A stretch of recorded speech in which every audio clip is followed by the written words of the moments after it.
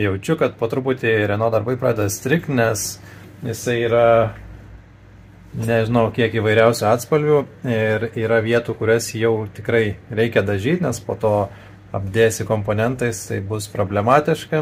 Norėtųsi tą padaryti bent kažkiek geriau.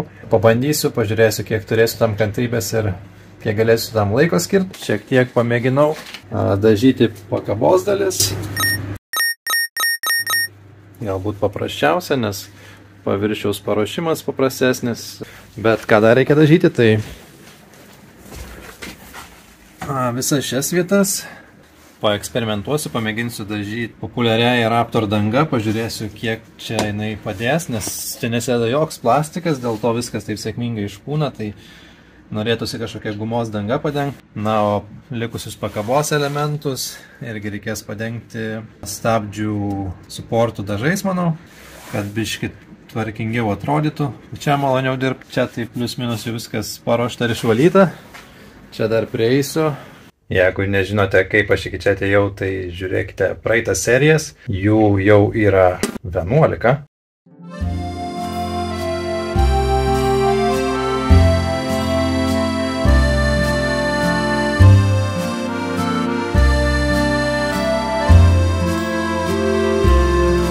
Štai tie dažai, šiek tiek keliantys įtampą, nes kai aktyvuoji, reikės naudoti per porą valandų. Bandom, žiūrim, kas čia išeis. Taip, aktyvuojam. Sunkiai. Taip. Aktyvavosi. Dar 2 minutės plakti. Ir dabar purkšti iš gana toli, nuo 60 iki 90 cm. Žiūrim, kas čia per produktas.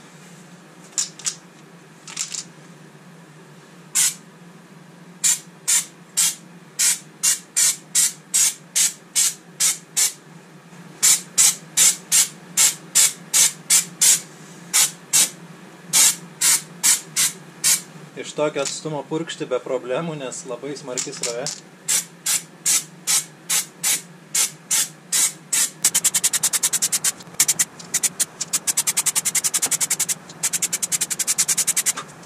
Kvapas žiaurus. Gerai, kad su respiratorium.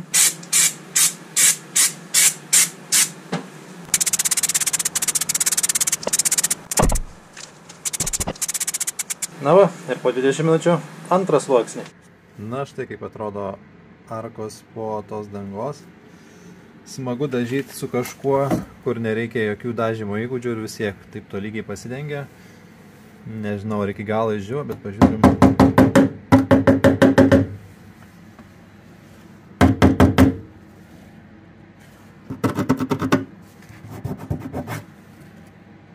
Atrodo visai kietas daiktas, tai gal kažkiek laikys.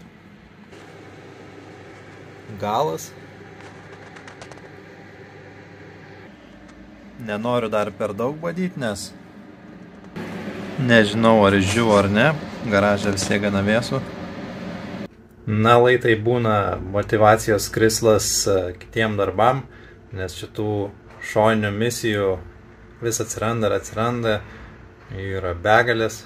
Atrodo, jau tuo viskas į pabaigą, bet va dar rankinio mechanizmas. Ir reikia restauruoti kiekvieną tokį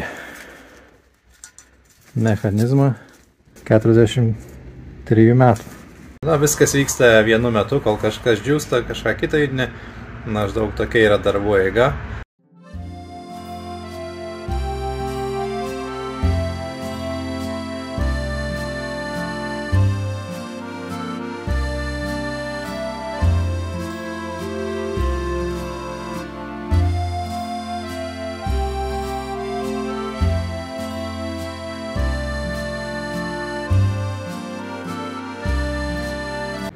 Geras sprendimas buvo neardyti abiejų pusių iš karto, nuo vieną pasilik kaip instrukcinę, kad kažkaip nesumaišyti ir neteisingai nesurinkti šito būgninių stabdžių puzliaus.